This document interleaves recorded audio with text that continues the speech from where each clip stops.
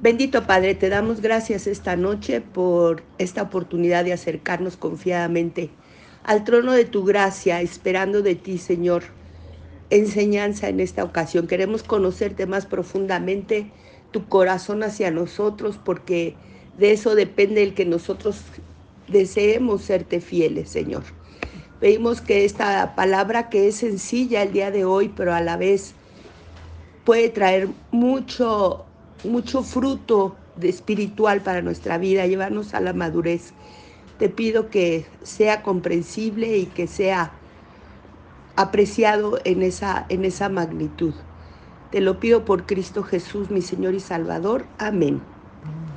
Bueno, resulta que hoy voy a tratar de ubicarnos un poco en el orden, en la secuencia que llevan algunos de los eventos que hemos estado tratando recientemente. Antes de eso les voy a hacer un ligero esbozo de dónde surge el pueblo de Israel, porque muchas veces tenemos confusión desde eso. ¿Qué es Israel? ¿Dónde se inicia? ¿Cómo y por qué? Lo voy a hacer de una manera muy rápida porque no es el tema de este estudio. Entonces, yo les sugiero que hagan una especie de camino que se va a iniciar en el año cero, cuando no existía nada del universo, y va a culminar en el exilio del pueblo por el rey Nabucodonosor, que es de uno de los eventos últimos que hemos visto. No termina ahí la historia del pueblo, pero hasta ahí hemos visto y quisiera que se ubiquen un poco en qué orden fueron aconteciendo las cosas. Entonces, en el donde está puede ser en forma de una línea, de un camino, de una lista, de forma empezando en la parte alta de la hoja y caminando hacia abajo, o iniciando en el lado izquierdo de la hoja y caminando hacia la derecha hasta donde alcancen, y después seguirán como un camino de derecha a izquierda. El chiste es que todos los eventos vayan en secuencia, porque se los voy a dar así, sin que les voy a dar la cronología exacta, nada más una idea para que tengan ustedes ese conocimiento. En el año cero empieza la creación en 7 días. En el sexto día se crea a Adán y Eva. El séptimo día Dios lo santifica, lo hace exclusivo para él. Después Adán y Eva son arrojados del Edén y empiezan a deambular por la tierra y tienen 2 hijos, uno que mata a su hermano y entonces es arrojado, maldito y echado fuera del grupo de la familia.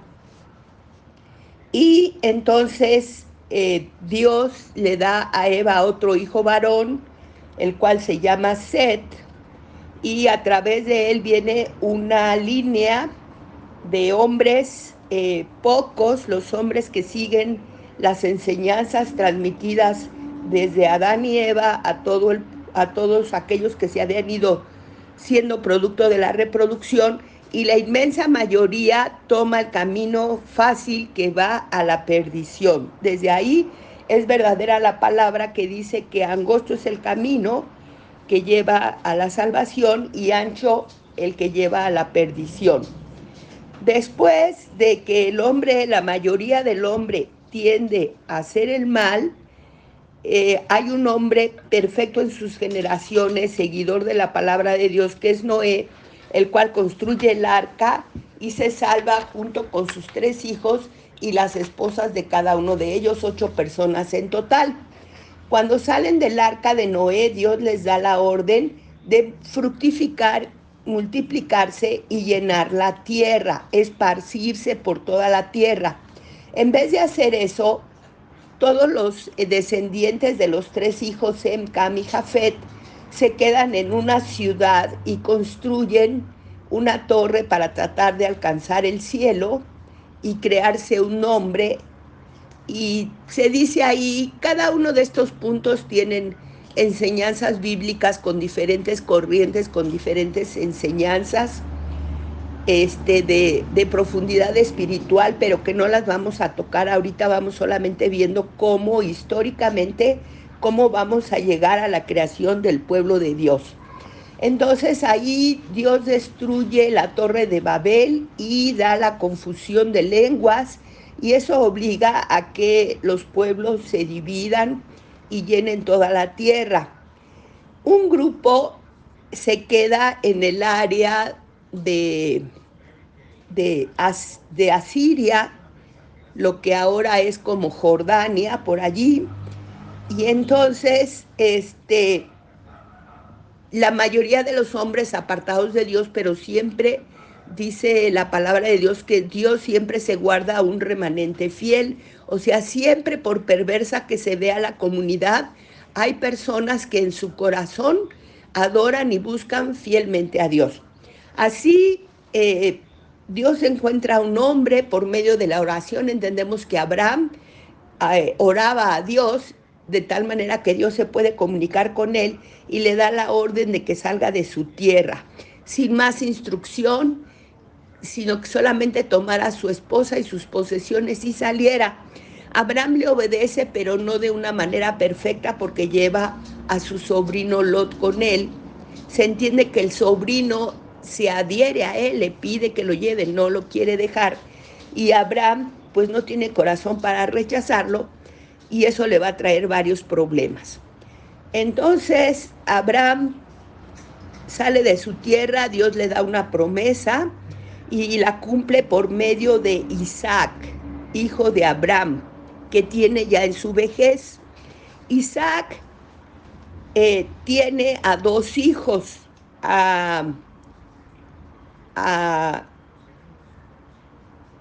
hay uno que se va a llamar Jacob, pero que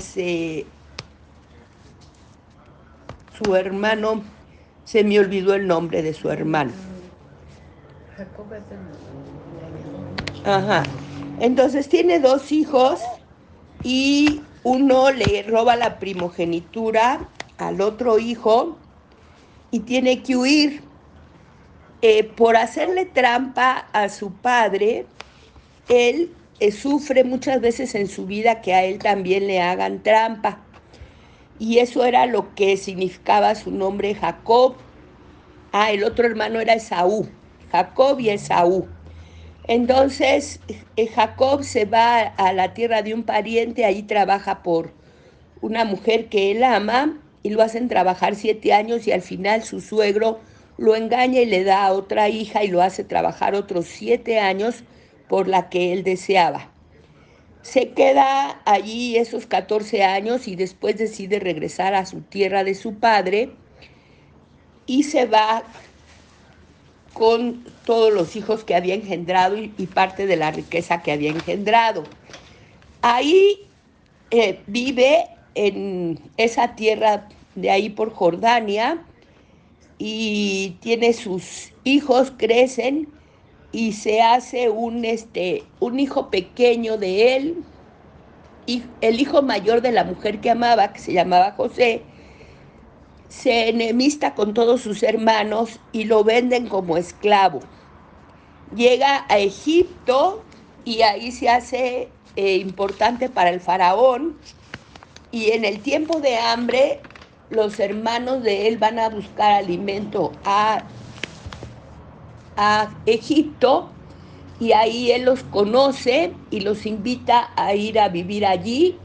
Se quedan primero como invitados y muy protegidos por el faraón, pero al pasar de los años los van haciendo esclavos, hasta que surge Moisés, que los libera de esa esclavitud y los lleva por el desierto. Por circunstancias de desobediencia y falta de fe, el pueblo vaga 40 años en un viaje que no iba a tomar más que algunas semanas. Josué es el indicado. Moisés no pasa el río Jordán. Josué es el indicado para llevar al pueblo de Dios. O sea, desde que Abraham recibe su promesa, es cuando Dios escoge un pueblo. Y el origen del pueblo de Dios es Abraham. De ahí sigue Isaac. luego Jacob, que pues recibiría el nombre de Israel cuando pelea con Dios, y sus 12 hijos son las 12 tribus de Israel, las cuales Moisés liberta, las lleva a la tierra de Canaán Josué y los introduce, y casi a la muerte de Josué reparte todo el territorio que habían conquistado hasta ese momento, que no era todo el territorio que les correspondía, aún merecían, Dios les había prometido más territorio, pero como ya no hubo un líder fuerte, ya no hay quien los haga combatir por el resto de la tierra. Empiezan ellos a regirse por medio de unos jueces, y en eso están, más o menos cambian de las 12 tribus a un que es un gobierno un poco pues desorganizado. Hay organización, pero muy poca, a través de tribus. Y entonces con los jueces ya tienen más autoridad, y estando ellos peleando contra los enemigos que tienen en esa tierra, ven que todo el pueblo lleva reyes, y ellos le dicen al profeta de ese tiempo, que es Samuel, que quieren un rey. Esta historia empieza en el primer libro de Samuel, en el capítulo 1, cuando Dios le concede a una madre su petición y hace que nazca Samuel, y este Samuel, por promesa de su mamá, lo consagra para que él sirva en el templo de Dios. Estando Samuel ahí niño, recibe el llamado de parte de Dios desde muy pequeño, y aprende a escuchar la voz de Dios y a servirlo. Después, en Primera de Samuel 8, de los versículos 1, 2 y 3, Samuel, cuando ya envejece, trata de poner a sus hijos a cargo de la guía del pueblo, pero ellos se corrompen y por lo tanto no se consideran aptos.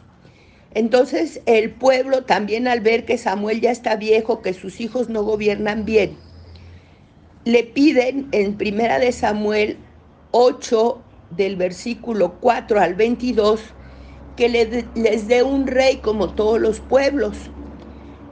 Samuel no quiere, y les explica que no es bueno tener un rey humano, porque ese rey humano va a tomar de sus riquezas en forma de tributos, va a tomar de sus hijos para crear sus ejércitos y sus empleados que le sirvan en sus mansiones. Pero el pueblo no lo escucha e insiste. Entonces, en el versículo 22 de Primera de Samuel 8, Dios le dice: acepta y que tengan un rey, y no te desagrades, porque no es a ti al que han desechado, sino a mí. Porque hasta ese momento Samuel, Samuel era solamente un enlace, pero Dios es el que era su verdadero rey, y él iba al frente y él les decía cuándo luchar y cuándo no luchar, y él les daba las victorias, pero el pueblo pues no estaba satisfecho con eso. Entonces Dios le advierte que es a él al que han desechado, y que acceda, y le da las instrucciones de cómo buscar. Pero quiero leerles lo que dijo en el versículo 22. Y Jehová dijo a Samuel: oye su voz y pon rey sobre ellos.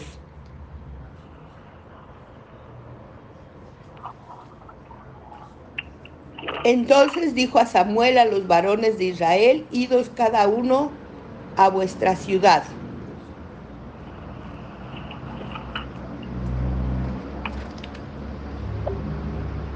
Entonces Samuel ya tiene instrucciones de parte de Dios para darles un rey. Y esto lo encontramos en Primera de Samuel en el capítulo 9. Y Dios le señala a Samuel un joven hermoso, altísimo, bello a los ojos del pueblo. El pueblo quería esa clase de rey.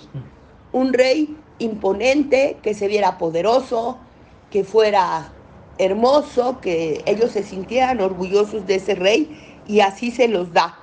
Pero este rey, que era Saúl, el primer rey, desobedece a Dios en las instrucciones que le da a través del profeta, y de esa manera pierde el reino y llega a su muerte junto con todos sus descendientes.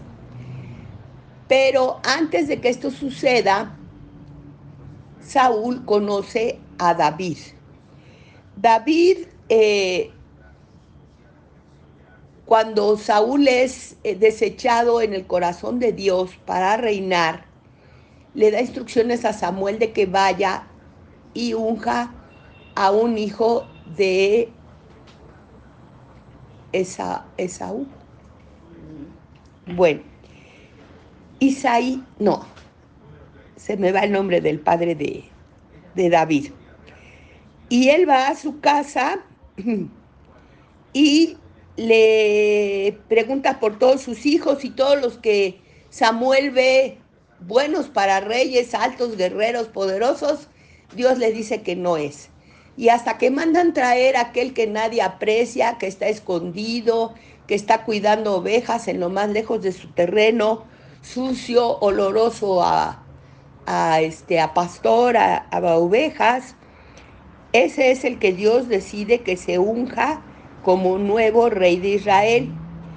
Viene a traer alimento a sus hermanos que están guerreando, y ahí ve cómo Goliat afrenta al ejército y al rey, y él se ofrece para ir a matarlo. Saúl se opone, pero él le dice: no tienes nada que perder porque yo soy muy insignificante. Soy un muchacho, él era un muchacho muy joven, en ese momento pequeño, no muy fuerte, pero que había cultivado una relación muy estrecha con Dios y en él confiaba. Y mientras era pastor y tenía que defender de fieras a sus ovejas, él confiaba en Dios porque le pedía la ayuda y él lo conseguía. Y entonces en esa misma forma confiaba en que Dios lo podía ayudar para acabar con ese gran gigante. Entonces el rey accede y David mata a Goliat y se queda en la corte del rey, canta para él, lo tranquiliza cuando es atormentado por un espíritu, pero después el rey Saúl se encela de David y trata de matarlo. Durante el reinado de David pasan muchas cosas, unas buenas, unas malas, en unas tiene aciertos, en otras desaciertos. Él también peca, él también desobedece, permite muchas cosas que no debe de permitir en su casa y en su reino, y entonces no puede construir el templo para Dios, y se le deja todo el material listo al rey Salomón para que lo edifique. Esto lo podemos ver cuando el rey David es hecho rey en 1 Samuel 17:30. Y desde allí en adelante hasta el segundo de Samuel, en el primer libro de Reyes, en el primer libro de Crónicas, vemos la historia también de Salomón y cómo reina. Y luego en el segundo libro de Crónicas, en el segundo de Reyes, toda la historia de la monarquía que veíamos la otra vez, que de una cantidad tremenda de reyes, la mayoría se dedicaban a hacer lo malo. También recordemos que por la idolatría de Salomón, Dios le dice que su reino va a ser partido en dos. Y entonces se hace el reino del norte, donde se quedan 10 tribus, y el reino del sur, que es el reino de Judá, porque está formadamente solamente por 2 tribus, por la tribu de Judá y la de Benjamín. Y las otras 10 tribus se quedan en el tribu del norte. Después de varios reinados de reyes que no se sujetan a Dios, más o menos por un periodo de unos 250 años. Vienen reyes de Asiria y se llevan al reino del norte en cautividad a Siria. Esas 10 tribus se mezclan con esos pueblos y ya nunca regresan a volver a integrarse como las tribus originales, o sea, sin mezcla de otros pueblos, no contaminados con otras costumbres, con otras idolatrías. Y el reino de Judá, el reino del sur, también se queda como por 400 años, es un reinado más prolongado, pero también los reyes son mayormente apartados de Dios y entonces permite la cautividad por medio de Nabucodonosor, que los lleva a Babilonia. Y pues ya hemos visto cosas que pasan desde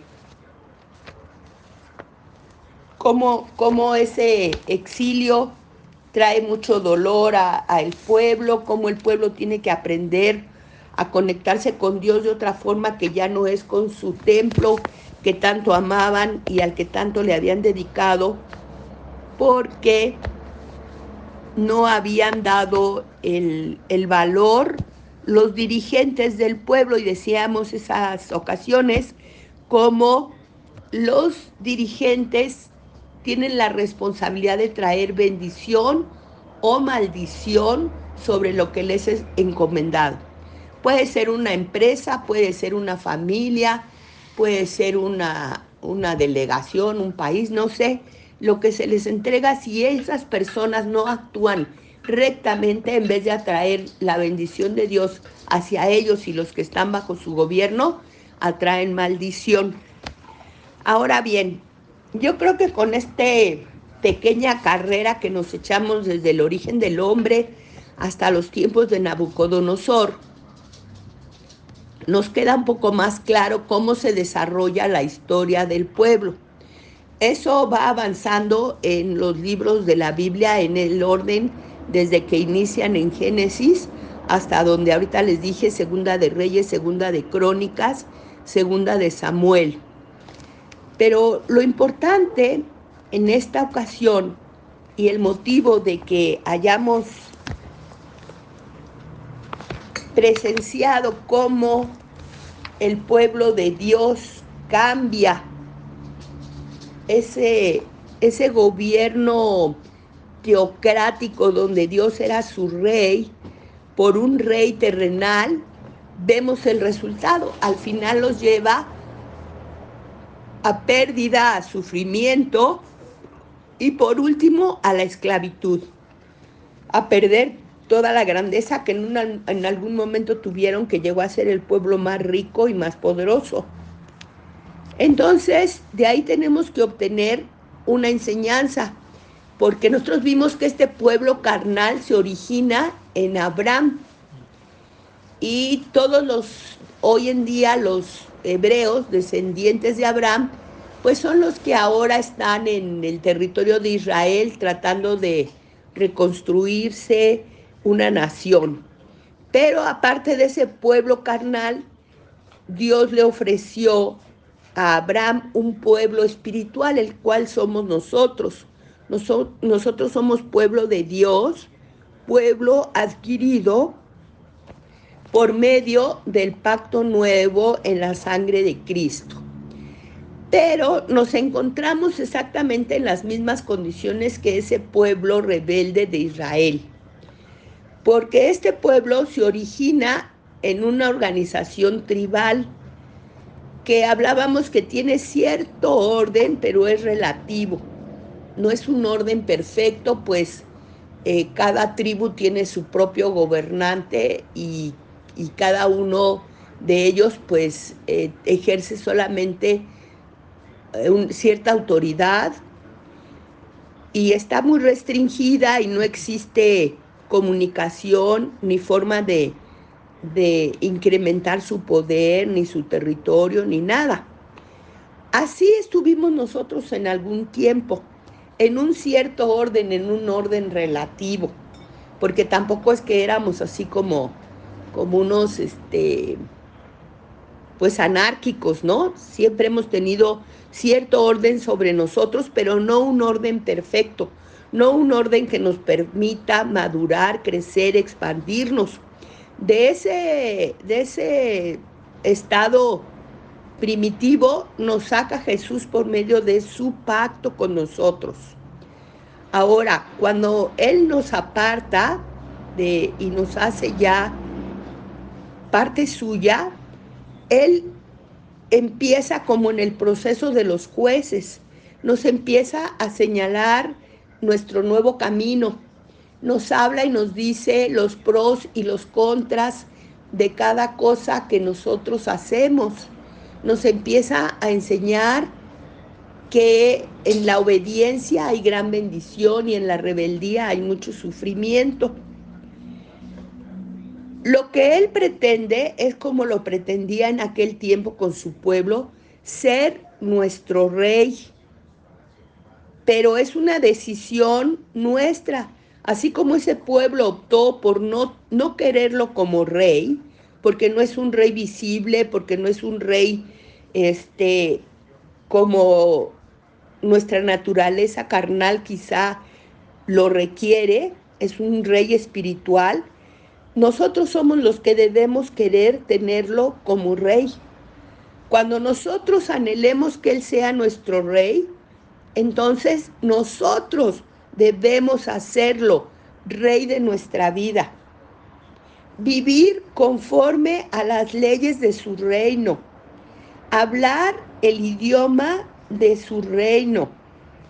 Crear riquezas en su reino y conforme a las riquezas del reino y conforme como a otra dimensión que no es tan monetaria como es una verdadera riqueza, la riqueza espiritual. De este momento y de esta forma de vida nos ha hablado mucho la pastora Silvia en la vida en la Nueva Jerusalén, que tenemos muchas invitaciones de Dios para salir de en medio de este gobierno terrenal que nos ha formado la mente, los hábitos, los principios, todo conforme al conocimiento y a la sabiduría terrenal que en Santiago dice que es animal y diabólica esta sabiduría, a transformarnos por medio de la renovación de nuestro entendimiento a la sabiduría del reino espiritual. Yo les invito a que quienes queramos verdaderamente hacer a Dios nuestro rey, vivir en el reino, tener la riqueza, la gloria, que carnalmente lo vimos el otro día, de qué cantidades de dinero, de riqueza, de millones hablábamos. Eso es lo que Dios quiere hacer con nosotros, como lo hizo con ellos en lo terrenal, lo quiere hacer con nosotros primeramente en lo espiritual. Y si de eso algo se refleja en lo terrenal, qué bueno. Y si no, de todas maneras seremos verdaderamente ricos. Pero es una elección nuestra. Debe ser nuestro deseo, nuestro trabajo, nuestra actividad, nuestra búsqueda, nuestra declaración. Si nosotros a Dios le decimos, queremos que tú seas nuestro rey, Él de inmediato se va a gozar con nosotros y va a tomar ese lugar. Entonces, esa es la invitación de esta reunión de hoy, que estudiemos cómo ser verdaderamente, ¿cómo se llaman los que viven en un reino? Súbditos espirituales del verdadero y gran y poderoso Rey. Vamos a despedirnos. Precioso Padre, precioso Rey, Rey de nuestra vida, Rey de nuestro corazón, gracias. Gracias por llamarnos a reinar contigo en esa excelencia de amor, de paz, de gozo. Te pedimos, abras nuestro entendimiento, nos des esa ambición de ser parte de tu reino, de reinar contigo, de obedecer tus reglas, de conocerlas y seguir.